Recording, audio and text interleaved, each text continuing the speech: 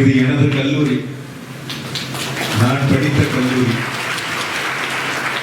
இது எனது கல்லூரி என்பதை நான் பெருமை கொள்கின்றேன்.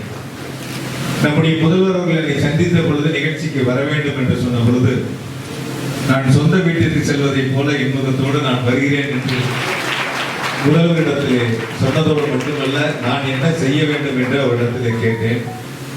அவர்கள் அதிகமாக எனக்கு வேலைகளை கொடுக்கவில்லை, என்னுடைய வேலையை குறைத்திருக்கின்றார்கள். பெரும்பான்மையான பணிகளை அவர்களே எடுத்துக்கொண்டார்கள்.